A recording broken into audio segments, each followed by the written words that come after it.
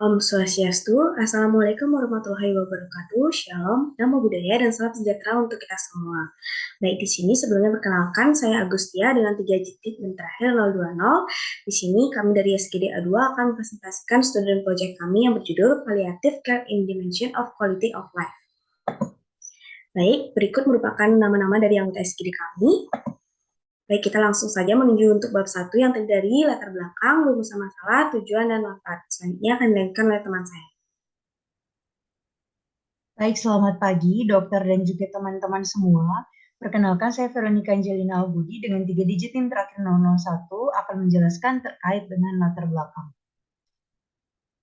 Jadi, perawatan paliatif adalah perawatan yang berpusat pada pasien dan keluarga dengan tujuan untuk mengoptimalkan kualitas hidup dengan mengantisipasi, mencegah, dan mengobati penderitaan, memberikan manajemen komprehensif pasien yang menghadapi penyakit yang tidak dapat disembuhkan tanpa memandang usia, diagnosis, atau prognosis, di mana perawatan paliatif ini dijalankan dengan beberapa prinsip, yaitu yang pertama, membantu menghilangkan nyeri atau gejala lainnya yang membuat pasien menderita tanpa menghilangkan penyakit dasarnya. Yang kedua, memberikan pengertian bahwa hidup dan mati merupakan suatu hal yang normal. Yang ketiga, tidak mempercepat atau menunda kematian pasien. Yang keempat, mengintegrasikan aspek spiritual dan psikologi dalam perawatan pasien. Yang kelima, memberikan bantuan kepada pasien sehingga bisa tetap aktif hingga akhir hidupnya. Yang keenam, memberikan dukungan dan penguatan kepada keluarga selama masa sakit hingga masa berduka. Yang ketujuh, menggunakan pendekatan tim untuk mengatasi kebutuhan pasien dan keluarganya. Dan yang kedelapan, tidak melakukan tindakan yang sia-sia terhadap pasien.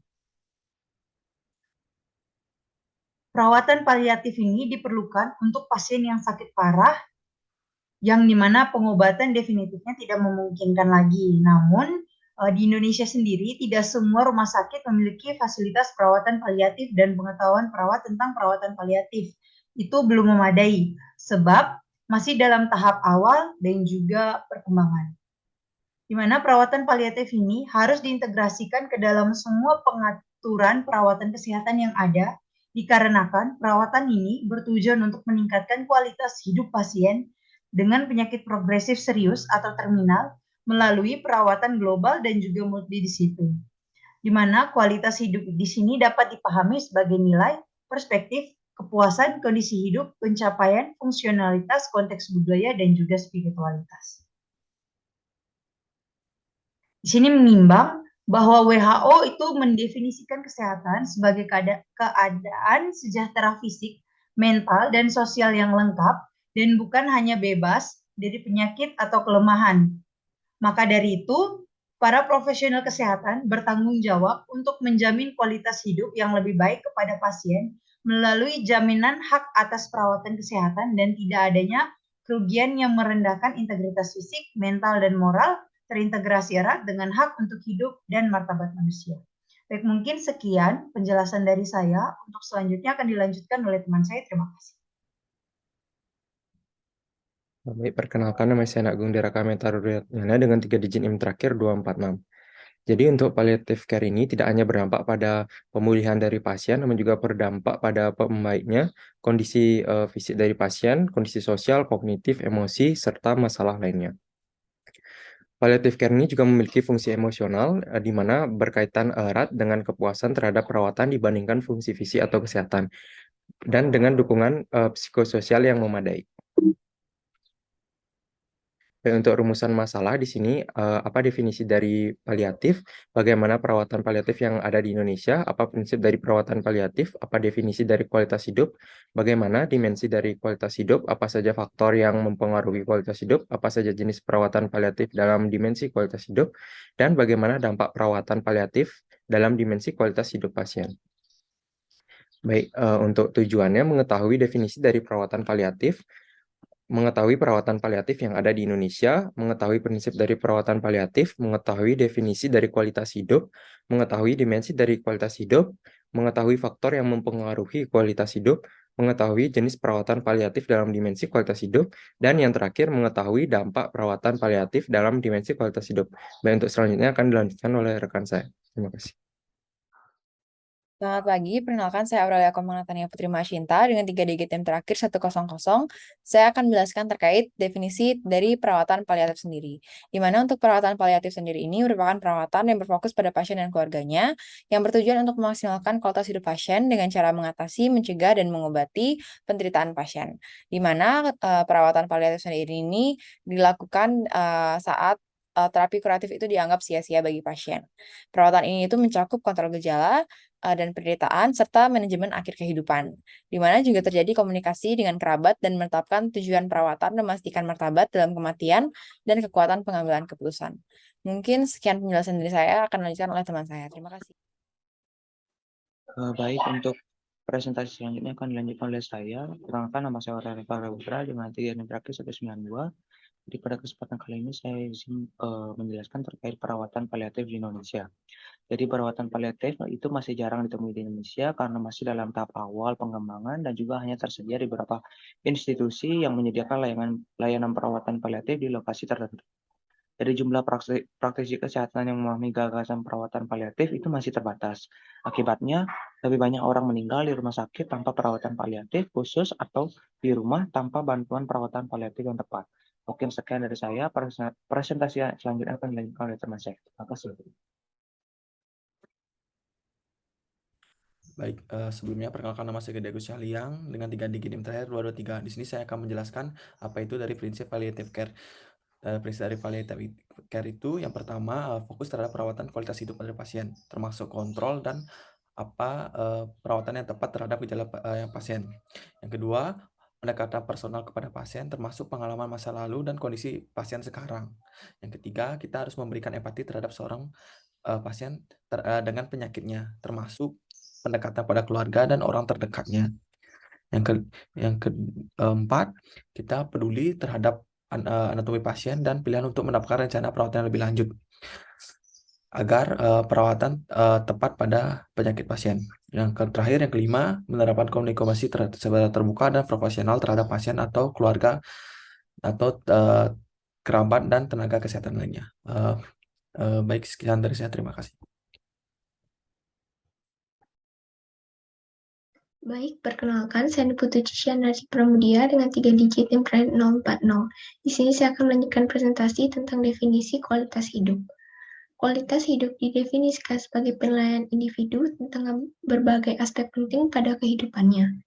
WHO sendiri mendefinisikan kualitas hidup sebagai konsep yang sifatnya subjektif, yaitu persepsi individu tentang posisinya dalam kehidupan, dalam hubungannya dengan budaya dan sistem nilai yang ada di tempat individu tersebut tinggal, dan berkaitan dengan tujuan, standar, kepentingan, dan harapan individu tersebut. Kualitas hidup merupakan konsep multidimensional yang kompleks, yang dapat tampak sebagai keadaan kesehatan, status kesehatan yang dirasakan, fungsi fisik, persepsi tentang kesehatan, kesehatan subjektif, kesejahteraan, kepuasan kebutuhan, kognisi individu, ketidakmampuan fungsional, gangguan kejiwaan, bahkan dapat bermakna lebih dari satu pada waktu yang bersamaan. Baik, sekian presentasi dari saya dan akan dilanjutkan oleh rekan saya. Terima kasih. Baik, sebelumnya terima kasih atas waktunya. Perkenalkan saya Putu Salvia Adila Surya Dewi dengan 3 digit yang terakhir 148. Izin memaparkan mengenai subtopik 2.2.2 yaitu dimensi-dimensi kualitas hidup. Yang mana dimensi kualitas hidup memiliki beberapa elemen di dalamnya. Yang pertama itu adalah penanganan masalah dan kondisi fisik yang berkaitan dengan gejala yang dialami pasien dan juga nyeri yang dialami oleh pasien. Yang kedua adalah kemampuan fungsional ataupun aktivitas yang dapat dilakukan oleh pasien. Yang ketiga adalah kesejahteraan dari keluarga pasien. Yang keempat adalah kesejahteraan emosional dari pasien. Yang kelima itu adalah spiritual dan juga rohani dari pasien. Yang keenam adalah fungsi sosial pasien. Yang ketujuh, kepuasan terhadap pengobatan. Pasien puas terhadap pengobatan ataupun layanan terapi yang didapatkan. Yang kedelapan adalah orientasi pasien terhadap masa depan pasien. Yang sembilan adalah kehidupan seksual, dalam hal ini dipandang body image. Dan yang ke-10 adalah fungsi okupasi daripada pasien. Lalu dikatakan pula di sini bahwa dimensi kualitas hidup yang paling tinggi itu adalah dimensi lingkungan. Sedangkan dimensi kualitas hidup yang paling rendah itu adalah dimensi fisik. Dilanjutkan oleh teman saya. Baik, perkenalkan saya Agung Anyas Putra, 3 digit yang terakhir, 200, izin melanjutkan presentasi, yaitu di mana faktor-faktor yang mempengaruhi kualitas hidup. Perawatan paliatif di sini merupakan suatu perawatan yang sangat berpengaruh terhadap kualitas hidup seseorang, di mana kualitas hidup dan faktor-faktor yang mempengaruhi daripada kualitas hidup merupakan hal yang terpenting yang perlu diperhatikan, karena sangat berpengaruh bagi kesehatan, baik itu fisik maupun psikis.